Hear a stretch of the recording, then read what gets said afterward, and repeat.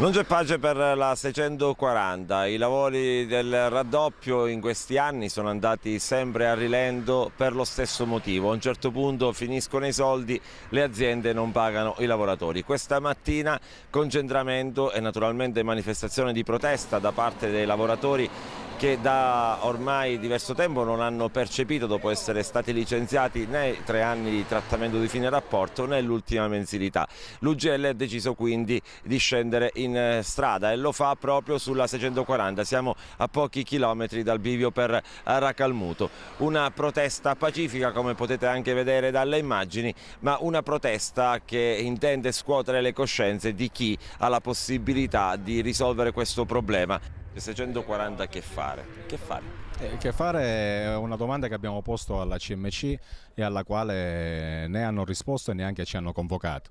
Quindi è palese che o c'è disinteresse da parte della CMC oppure hanno quella punta di arroganza che non vogliono né colloquiare e neanche fare sintesi con le organizzazioni sindacali. Ma qua si sta giocando con 500 padri di famiglia praticamente, solo 100 della provincia di Agrigento, 400 sono dei fuori provincia. Sì, qua si sta giocando non solo con i lavoratori ma naturalmente con tutto il territorio, perché il disagio che si sta recando a questo territorio già disastrato dal punto di vista economico è ancora maggiore a causa di questo scorrimento veloce che doveva essere più scorrevole e invece rispetto al passato è in una situazione molto peggiore. Lei è uno dei pochi sindaci che si è presentato oggi qua mettendoci la faccia, anche se non ha responsabilità dirette, però cosa fare con questa situazione? Cioè la gente non può rimanere senza stipendio a vita. Sì, ma io intanto vorrei dire che è giusto che i sindaci e gli amministratori stiano sempre accanto ai propri lavoratori e al proprio territorio.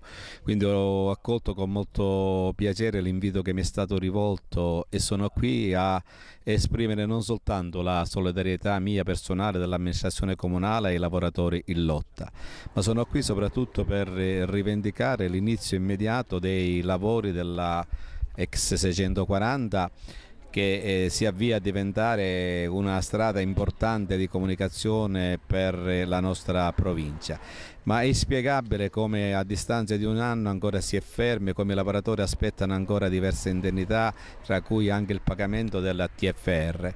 E allora noi riteniamo che sia arrivato il momento che le istituzioni locali facciano sentire più forte la propria voce e ci faremo carico assieme agli altri sindaci della zona assenti per diversi motivi oggi per convocare un incontro urgente con la CMC soprattutto, ma anche con la società Empedocle per fare il punto della situazione, perché diano garanzie di inizio di lavoro in maniera immediata, anche perché questa strada rischia di fare la fine, dicevano qua i lavoratori della Reggio Calabria Salerno. Non possiamo permetterci un lusso di questa natura.